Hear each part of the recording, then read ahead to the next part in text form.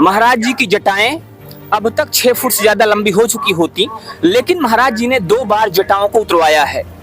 महाकुंभ संत महात्माओं का पर्व है और इस महाकुंभ में दूर देशों से, देश के अलग अलग हिस्सों से साधु महात्मा आया करते हैं। और इस समय हमारे बीच में एक साक्षात शिव स्वरूप साधु जी हैं जो नागा संप्रदाय से हैं और इन्होंने अपने शरीर में 11,000 रुद्राक्ष धारण किया हुआ है। आप इनको देखेंगे तो साक्षात शिव का स्वरूप है, बड़ा ही दिव्य स्वरूप है और लोगों के बीच इस समय ये आकर्षण का केंद्र भी बने हुए हैं। आप इनके सिर पर देखेंगे तो सिर पर नाग के आकार का मुकुट भी है, जिन्होंने नाग के आकार का रुद्राक्ष का बना हुआ मुकुट भी धारण किया हुआ है। और इस समय हम इन्हीं के बीच में हैं, इन्हीं के साथ बैठे हुए हैं और जानने की कोशिश करते हैं कि आखिर जो महाराज जी हैं, महाराज जी यहाँ पर कब से हैं, इस महाकुंभ का महात्माओं के लिए, साधु संतों के लिए क्या महत्व है। तो इस महाकुंभ का साधु संतों के लिए क्या महत्व है, महाराज जी यहाँ पर हैं, महाराज जी यहाँ पर कब तक रहेंगे और यहाँ पर जो तपस्या है, जो धूनी रमाए हुए हैं, महाराज जी किस तरह से इनकी दिनचर्या होती है। महाराज जी प्रणाम। महाराज जी बड़ा ही दिव्य स्वरूप आपने धारण किया हुआ है, भस्मी शरीर पर लगी हुई है और शरीर पर आपके रुद्राक्ष की इतनी माला है, सिर पर भी देखा जा रहा है कि बड़ा ही अच्छा रुद्राक्ष का मुकुट जैसा आपने धारण किया हुआ है, जिस पर नाग की आकृति है। महाराज जी आप यहाँ प्रयागराज की धरती पर कब आए और कब तक रहने का विचार है यहाँ पे?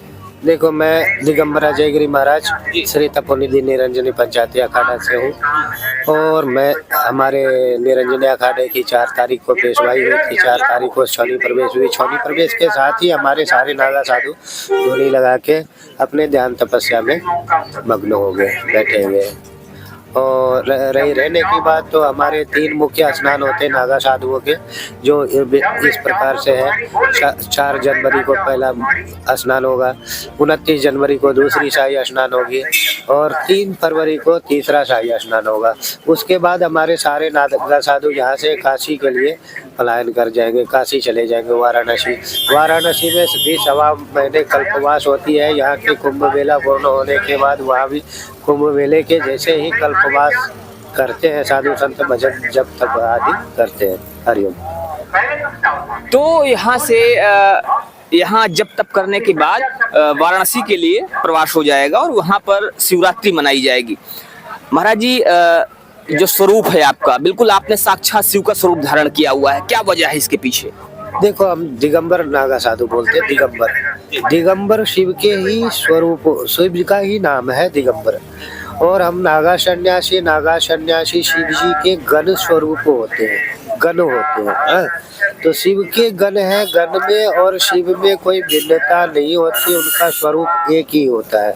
और हमने खास तौर पे 11,000 जो है रुद्राक्ष धारण किया। ये शिव पुराण के अनुसार जो 11,000 रुद्राक्ष धारण करे वो भगवान शिव के रुद्र स्वरूप माने जाते हैं। और ये रुद्राक्ष हमारे जितने भी साधु सन्यासी महात्मा सभी जो है रुद्राक्ष धारण करते हैं। हमारे को जब गुरु से दीक्षा प्राप्त होती है तो गुरु से दीक्षा के रूप में एक रुद्राक्ष की दाना दिया जाता है, गुरु कंठी के रूप में, उसको धारण करना होता है। वहीं से हमारे रुद्राक्ष धारण करने की प्रक्रिया शुरू हो जाती है। सभी नागा सन्यासी रुद्राक्ष अवश्य ही धारण करते हैं और रुद्राक्ष का अपने आप में ही बहुत महात्म्य है। ये भगवान रुद्र आक्ष, यानी कि रुद्र शिव हो गए और आक्ष उनके अश्रु से संबंध रखते हैं। शिव जी के अश्रु से उत्पत्ति हुई रुद्राक्ष की, तो ये शिव के अंश है, भगवान शिव का ही स्वरूप है। तो रुद्राक्ष तो अपने आप में ही विशेष महत्व रखता है। तो रुद्राक्ष यानी कि रुद्र का अक्ष, भगवान शिव का अश्रु, भगवान शिव के अश्रु से रुद्राक्ष की उत्पत्ति हुई है, इसीलिए रुद्राक्ष को शिव का स्वरूप माना जाता है। महाराज जी आपने बताया कि 11,000 आपने रुद्राक्ष धारण किया हुआ है और 11,000 रुद्राक्ष धारण करने के बाद व्यक्ति शिव के गण स्वरूप हो जाता है, यानी कि शिव स्वरूप हो जाता है।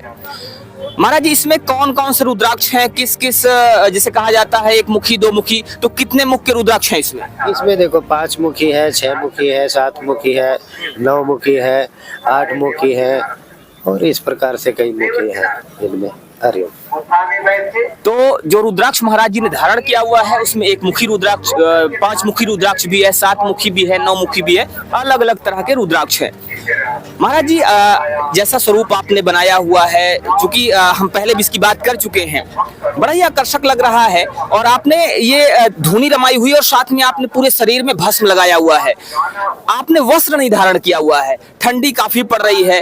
तो ये जो स्वरूप बनाया हुआ है आपने, क्या आपको ठंडी लगती नहीं है या ये तपस्या का प्रभाव है कि आपको मौसम का प्रभाव नहीं पड़ रहा? देखो, तपस्या का भी प्रभाव कह लो। हाँ, और ये जो मैंने भस्म धारण किया है, ये भस्म ही हमारे वस्त्र होते हैं जी। तो हम नागा दिगंबर साधु जो होते हैं भस्म धारण करते हैं वस्त्र के रूप में, और रुद्राक्ष हमारे आभूषण हो गए। हाँ, और ये रही ठंड की बात, तो ये साधना होती है, शरीर की साधना होती है। हमारे नागा साधु वो जगह बर्फों में, मैं केदारनाथ रहता हूँ 6 महीने, तो केदारनाथ में भी इसी स्वरूप में वहाँ भी साधना करता हूँ। ये सब परमात्मा की कृपा है, हम उनके ध्यान में मस्त रहते हैं और वो हमारा ध्यान रखते हैं। तो ठंड की तो कोई बात ही नहीं, शरीर की सुध नहीं रहती। जहाँ ध्यान मग्न होगे तो आप केवल उनकी जो है चिंतन करोगे और वो आपका चिंतन करेंगे। तो आप भगवान का चिंतन करते हैं और भगवान आपका चिंतन करते हैं, महाराज जी ऐसा बता रहे हैं। महाराज जी साधु महात्माओं का शाही स्नान होता है, साधारण मनुष्य स्नान करते हैं, साधु महात्मा शाही स्नान करते हैं, और आप लोग भी शाही स्नान में अभी हिस्सा लेने वाले बहुत जल्दी, महाराज जी। लेकिन जब भी देखा जाता है तो साधु महात्माओं की जटाएं जो होती हैं बड़ी लंबी हो जाती है, आपकी जटाएं भी लंबी हैं और ये बिल्कुल आपस में जुड़ी हुई ऐसा लगती है जैसे जुड़ गई हैं, क्या वजह होती है इसकी? देखो, ये जुड़ी हुई बनती है, हमारे जो है भस्म धारण करते हैं तो भस्म से ये सारे बाल इकट्ठे होके जो है जटा का स्वरूप धारण कर लेता है। और अभी तो हमारे छोटे हैं जटा, पहले मेरे बहुत लंबे थे, मैंने उतरवा दिए, 2 दफा उतरवा दिए। संस्कार होते हैं हमारे, इत्यादि कर्म होते हैं, उन कर्मों में उतरवाने पड़ते हैं, तो मैंने 2 बार उतरवा चुका हूँ। नहीं तो अभी तक 6 फुट से ज्यादा लंबी हमारी जटा हो जाती है। महाराज जी की जटाएं अब तक 6 फुट से ज्यादा लंबी हो चुकी होती, लेकिन महाराज जी ने 2 बार जटाओं को उतरवाया है। कारण होता है कि नागाओं में संस्कार होते हैं, और जब संस्कार होते हैं, संस्कार में जैसे मुंडन संस्कार होता है, बाल का दान करना पड़ता है, वैसे ही नागाओं में संस्कार होते हैं जिसकी वजह से जटाएं उतरवानी पड़ती हैं। महाराज जी कौन कौन संस्कार होते हैं जिसमें जटाएं उतरवानी पड़ती हैं? देखो, हमारे पूर्ण संन्यास, पहले तो गुरु दीक्षा दे देते हैं और वैसे दिगंबर स्वरूप प्रदान कर देते हैं। दिगंबर की प्रक्रिया होती है, उससे दिगंबर साधु बनाए जाते हैं, नागा साधु। और उसके बाद विजयावन बोलते हैं, उसमें 7 माता के कुल में से, 7 पिता के कुल में से, 1 स्वयं का और 1 गुरु का। जो हमारे हिंदू धर्म में वर्णों उपरांत पिंड भरे जाते हैं, वो हमारे नागा साधु जो है जिंदे जी पहले पिंड भर के ये 14-16 पीढ़ी के, उसके बाद संन्यास की पूर्ण दीक्षा प्राप्त होती है।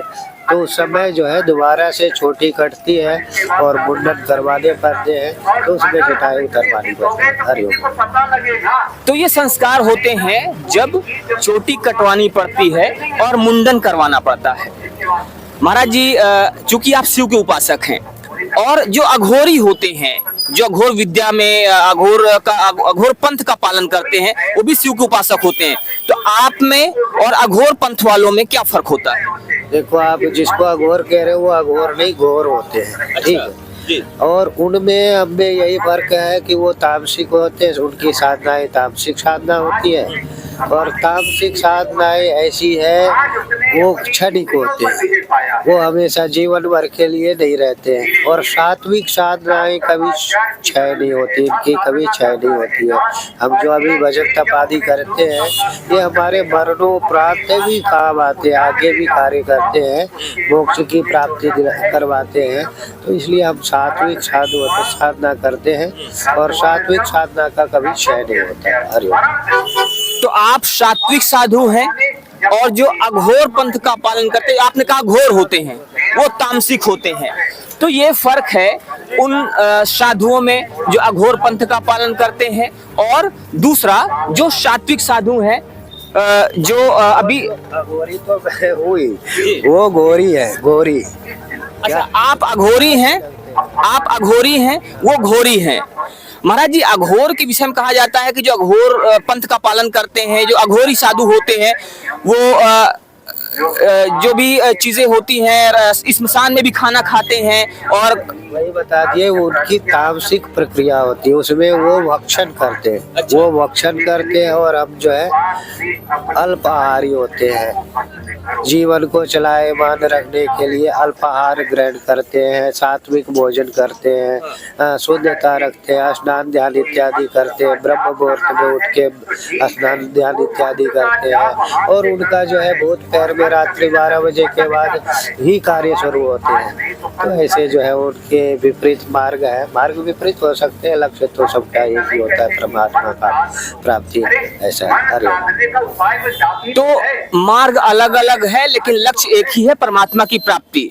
क्या लगता है महाराज जी कि कौन सा रास्ता बेहतर है, जो सात्विक रास्ता है? हमेशा सबको सात्विक बन के हर जीवों के ऊपर ईश्वर अंश जीव अविनाशी। आप किसी जीव को काट के खाओ, किसी को मार के खाओ, वो सब में परमात्मा व्याप्त है। हमारे गीता श्रीमद् भागवत गीता जी के अनुसार ईश्वर अंश जीव अविनाशी, जितने जीव है सब में ईश्वर का, परमात्मा का ही अंश विद्यमान है। जब सब में परमात्मा का अंश विद्यमान है तो आप किसी जीव को कैसे खा सकते हैं? तो सभी में परमात्मा का अंश विद्यमान है और इसीलिए दूसरे जीव को खाना किसी भी तरह से जायज नहीं है। महाराज जी, फिर से एक बार आपकी बात कर लेते हैं। आपने सर पर नाग का आकार का ये जो रुद्राक्ष धारण किया हुआ है, इसका क्या वजह है इसकी? देखो, ये मुकुट है हमारे, ये शिवलिंग का आकार है। और आपने देखा होगा हर एक जगह मंदिरों में कि शिवलिंग के ऊपर शेष नाग का फन विराजमान होते हैं। तो ये शिवलिंग के ऊपर शेष नाग हमारे विराजमान। तो शिवलिंग के ऊपर शेष नाग विराजमान होते हैं और महाराज जी ने भी अपने ऊपर शेष नाग का स्वरूप धारण किया हुआ है, जो कि रुद्राक्ष के बने हुए हैं। तो महाराज जी ने बताया कि किस तरह से जो घोर और अघोर है वो दो पंथ हैं और दोनों ही कहीं ना कहीं ईश्वर की प्राप्ति में सहायक होते हैं, लेकिन जो सात्विक रास्ता है वो कहीं ज्यादा बेहतर है। आपको ये जानकारी कैसी लगे मैं जरूर बताइएगा। मिलते हैं फिर से, तब तक के लिए जय हिंद।